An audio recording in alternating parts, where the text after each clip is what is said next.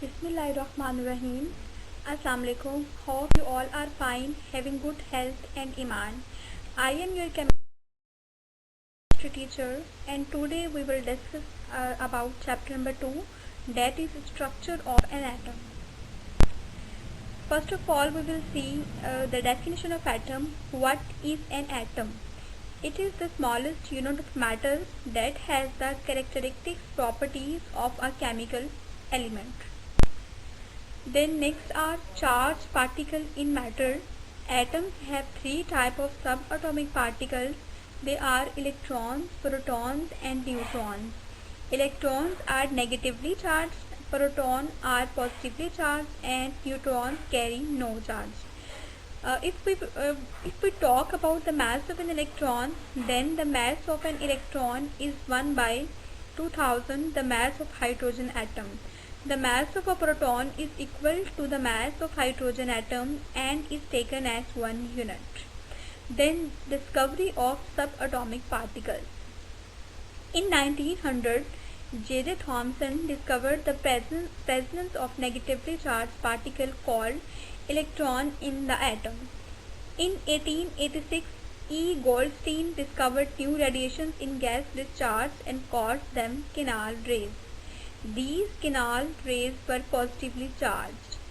And later in 1932, James Chadwick discovered the presence of particles having no charge in the atom that are called as neutrons.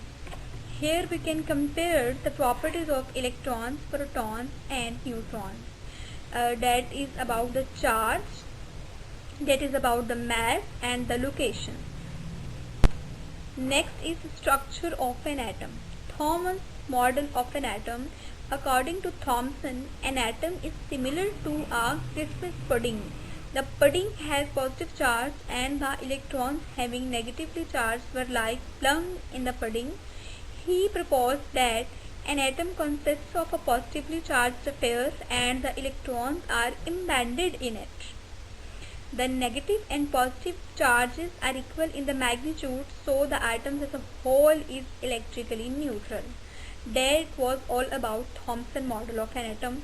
This was the ancient model about the atom. The next is Rutherford model of an atom.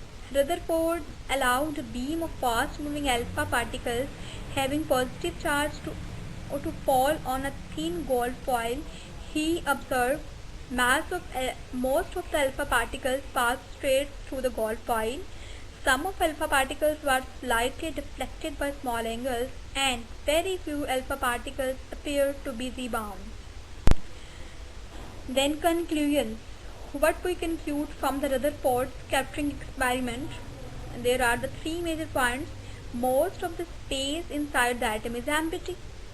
The atom had a small nucleus having positive charge, and the size of the nucleus is very small compared to the size of an atom. Okay? So it showed because very few alpha particles appear to rebound and most of the positive charge and mass of atom is in the nucleus. And next is Rutherford model of an atom.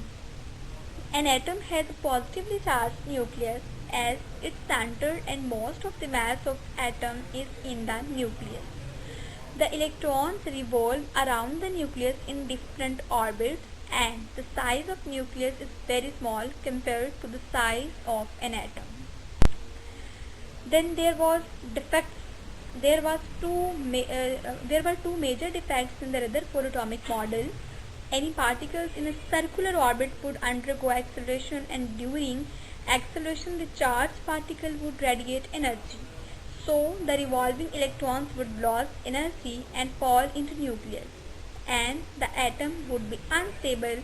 We know that atom is stable. Then is Bohr atomic model, that is very important. An atom has a positively charged nucleus is at its center and most of the mass of an atom in the nucleus.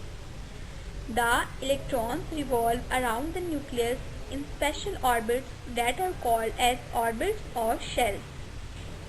These orbits are called shells or energy levels and are represented by the letters capital K, L, M and etc. or numbered.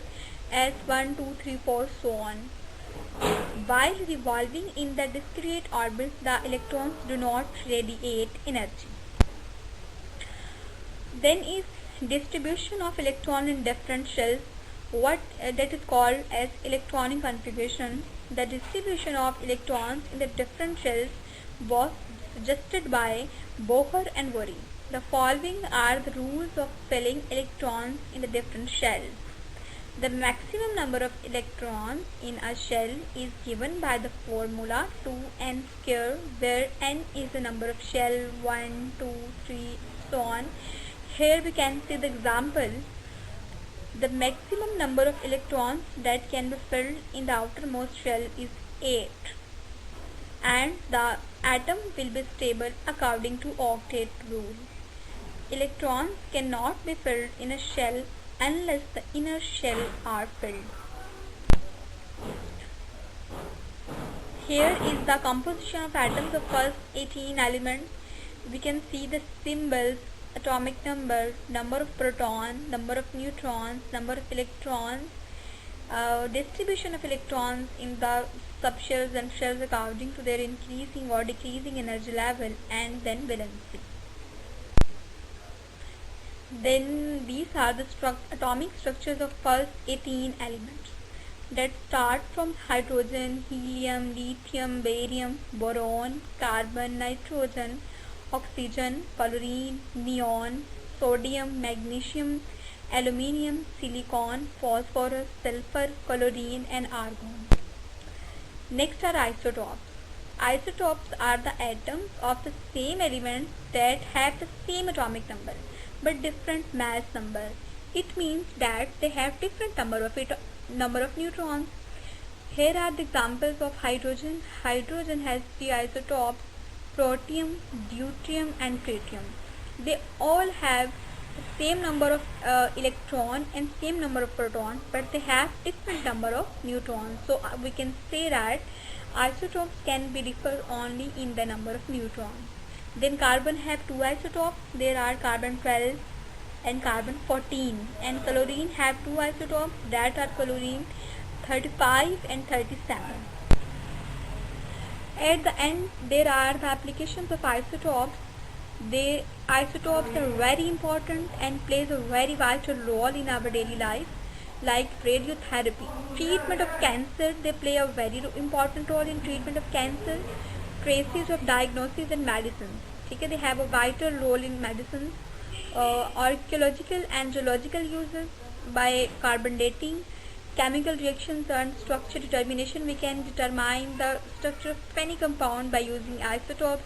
And applications in power generation. We can generate powers by using isotopes. I hope you understand the lecture. Thank you.